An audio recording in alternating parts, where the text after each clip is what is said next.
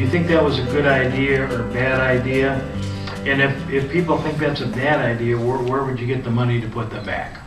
As mayor, public safety would be my #1 priority. And there's nothing more important to me than the citizens of Rockford living in a neighborhood that they feel is safe. But I'll tell you where we can get the money from is eliminating some of these TIF districts. Look, we sunk $700,000 to $800,000 of TIF money into the Lundstrom-Peterson building on 7th Street, and it's still sitting empty. So just that alone accounts for the money that we allegedly saved from removing the streetlights.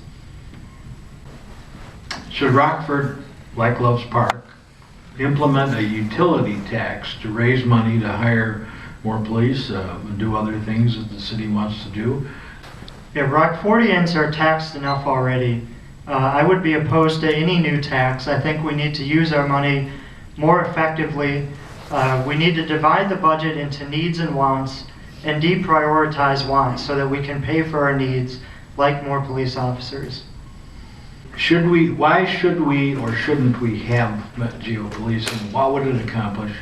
How much would it cost, and where would the buildings be? Those are questions I think everybody's interested in.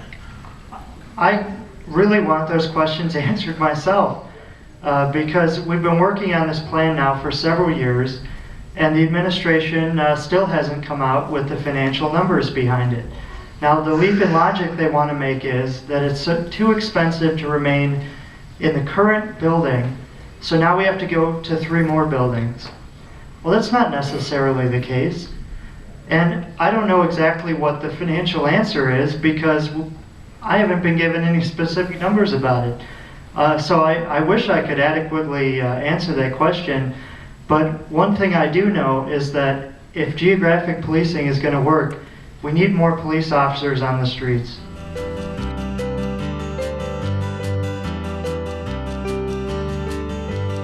Well, I agree that we need to increase our property values. And we do that, of course, by strengthening the fundamentals, getting these neighborhoods to be safer, fixing the side streets, investing in public safety, putting lights outside.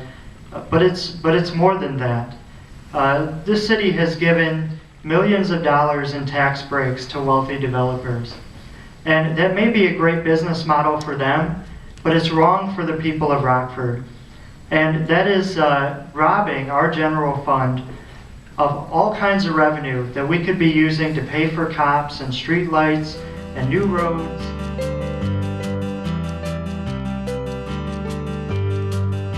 I'm assuming that Chuck is referring to me because I have been critical of many of these big ticket projects. And it's not that I don't want these projects to be done. I just think that they can be done a little bit more cost effectively, and we can spread those development dollars around throughout all the areas of the city.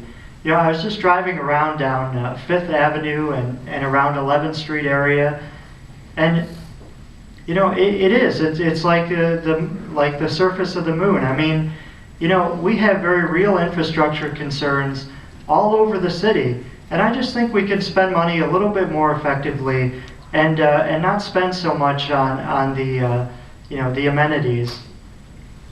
Our graduation rate from college is only 19% of us have gone through college, and we need to boost that to attract the kind of employers and jobs here that we need. What, if any, is the mayor's role in doing that? Well, I think that there's really 2 issues going on here, and one is how do we get more of our students into college, and the other question is how many of the people who graduate colleges in Rockford actually stick around in Rockford and use their education here. And in order to boost the percentage of the population that has a college degree, you've got to focus on those fundamentals that I talked about earlier.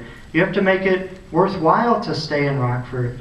I mean, if Rockford is going to continue to be the 11th most violent city in America, of course people are going to want to move somewhere else. If taxes are going to remain so high, people are going to want to move somewhere else.